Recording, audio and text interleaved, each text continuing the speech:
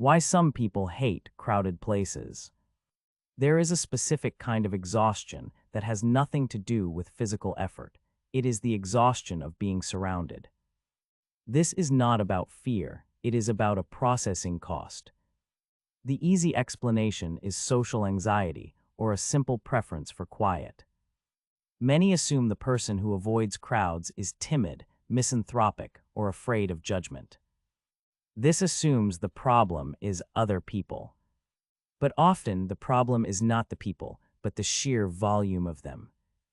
For some minds, a crowded space is not a single entity, it is a storm of data. Every passing conversation, every movement in the periphery, every facial expression is a discrete piece of information that the brain feels compelled to track and categorize. This is not a conscious choice, it is a background process running at maximum capacity.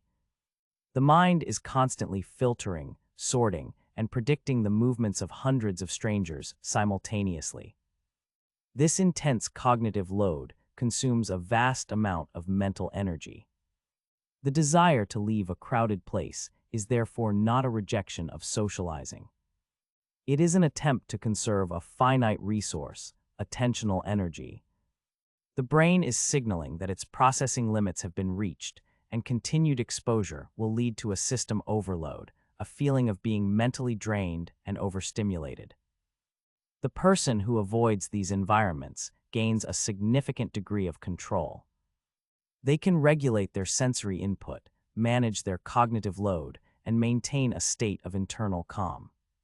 This allows for deeper focus and more deliberate thought in their chosen settings. The cost, however, is a reduced exposure to serendipity. The random encounter, the unexpected opportunity, the energy of a shared public experience, these are often found in the very places they are wired to avoid. The world of the individual becomes more predictable, but also smaller. Safety is exchanged for spontaneity. Over time, this pattern shapes a life. Career paths may be chosen based on the level of daily human interaction required. Friendships are often cultivated in quiet, one-on-one settings, rather than in large groups. The daily routine is carefully engineered to avoid peak hours at the grocery store, on public transit, or at popular venues.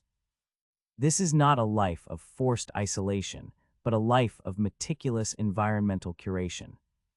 The individual learns to navigate the world by seeking out its quiet pockets, creating a personal map defined not by landmarks, but by levels of human density.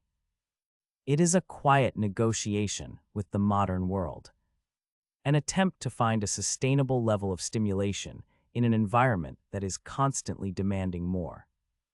The need for retreat is not a failure to adapt, it is simply a different calibration of the human mind.